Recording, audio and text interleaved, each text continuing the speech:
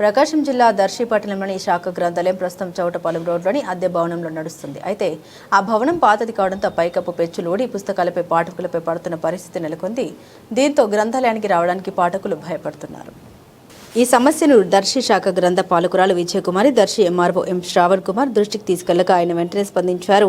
గతంలో ఎంఆర్ఓ కార్యాలయంగా ఉపయోగించిన పాత భవనాన్ని గ్రంథాలయానికి కేటాయించేందుకు పరిశీలించారు. బుధవారం రెవెన్యూ సిబ్బంది ఆ భవనంలో ఉన్న రికార్డులను ఇతర చోటుకు తరలించారు. ఈ సందర్భంగా ఎంఆర్ఓ శ్రావణ్ కుమార్ మాట్లాడారు.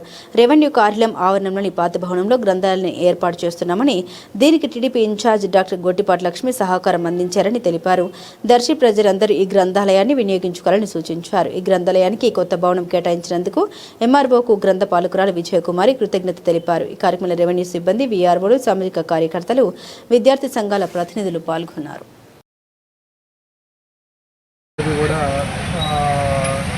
తెలియజేయండి. ఈ గ్రంథాలయం అనేది మన ఊరిలో ఇక్కడ ఒక అద్దె బిల్డింగ్లో నడుస్తుంది.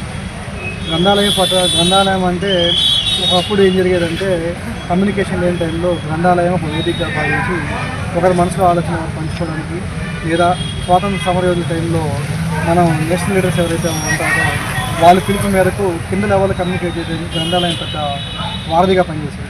అలాంటి గ్రంథాలయం పుస్తక పఠనం అనేది మనకి చిన్నపిల్లల దగ్గర నుంచి పెద్దవాళ్ళు, దీన్ని ఏజ్ తారతమ్యం లేదు, వయసు రీత్యా ఏముండదు. ఈ విజ్ఞానం అనేది ఎప్పుడూ కూడా ప్రతి మనిషికి అవసరము. ప్రతి మనిషి విజ్ఞానం పుస్తకాల ద్వారానే విజ్ఞానం పొందుతారు. అలాంటిది సరే వచ్చే రోజు టెక్నాలజీ మారుతుంది కాబట్టి పుస్తక రూపం అనేది డిజిటల్ రూపంలో మారింది.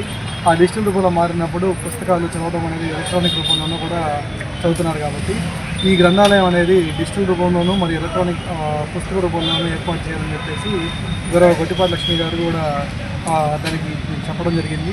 దానికి సంబంధించి మనం జాయింట్ కలెక్టర్ గారికి ఏదైనా ఇచ్చుకున్నప్పుడు వెంటనే ఏర్పాటు చేయాలి. ఈ ఏజ్ ఓల్డ్ బిల్డింగ్ ఏదైతే ఉందో వింటేజ్ మోడల్ బిల్డింగ్ ఉంది కాబట్టి ఆ బిల్డింగ్ నిరుపయోగంగా ఉంది కాబట్టి ఆ నిరుపయోగంగా ఉన్న బిల్డింగ్ని ఉపయోగకరంగా మార్చే విధంగా ఒక ఇనిషియేటివ్ తీసుకోవడం జరిగింది.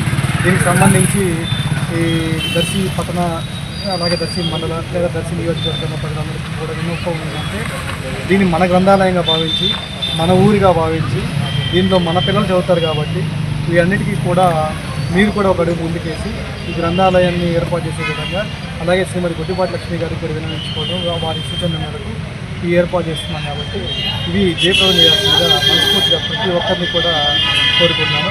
దీన్ని సహకరించిన ప్రతి ఒక్క నాయకులకు కానీ, ప్రతి ఒక్క మీడియా మిత్రులకు కానీ, ప్రతి ఒక్క మనస్ఫూర్తిగా ధన్యవాదాలు.